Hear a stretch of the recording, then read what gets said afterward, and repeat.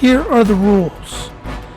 When I say the word scriptural, I mean a full idea, thought, or concept that is given by inspiration of God and is profitable for doctrine, for reproof, for correction, for instruction in righteousness. When I say the word biblical, I mean the idea, thought, or concept that appears in the Bible but may or may not be consistent with Scripture. The use of anything biblical must have witness with the Scripture to be Scripture. Okay, when I say the Word, I mean Jesus the Christ and sentences directly attributed to Jesus the Christ, having literally spoken them. Now that you know the rules, let's go.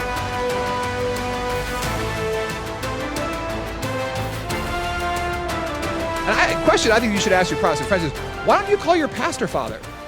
I mean, it's very clear. We can go through all the biblical passages like 1 Corinthians 4:15 or Philippians 2, chapter 22. Like, it's very, very clear, like from the Bible passages that like St. Paul and others like refer to themselves as a father. My question is like, why wouldn't we say that a Protestant pastor is a father?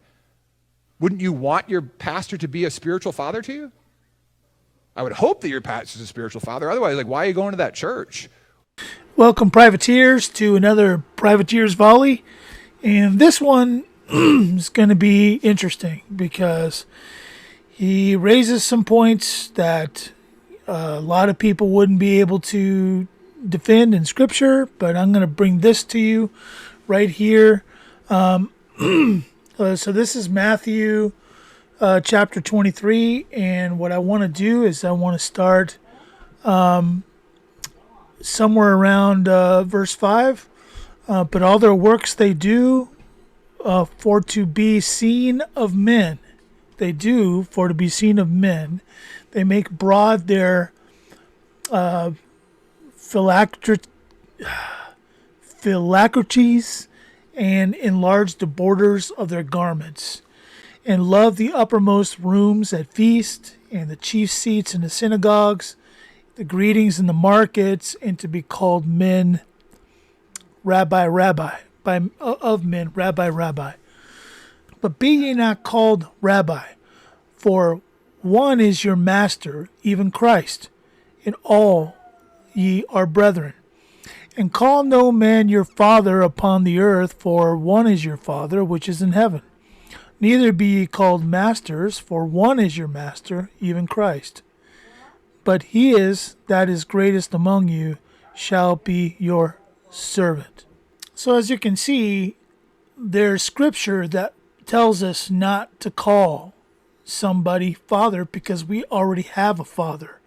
Not to call somebody master because we already have a master. Not to call somebody rabbi, right, or teacher because we already have a teacher. We have an instructor, and his name is Christ. So the idea that to call any man father is silliness because we would be misrepresenting their role. We would be putting them into a place of idolatry in our lives. To call any man father and to be a son of God, where he is our father,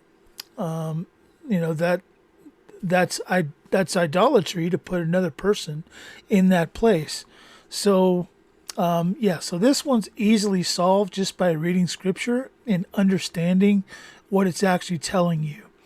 So the next time you go to call somebody who is a teacher, a rabbi, think twice, because just as you cannot have two masters, you really can't have two teachers or two fathers. You only have one, and that is who you're serving. So think about that, see if it makes sense. If it does, great. If it doesn't, go back and read it again, and see if it doesn't start to pop. With that, that's all I got for you today on this one. Thanks for watching. And remember, everything we do here at the Privateer's Volley, it's all about the blood.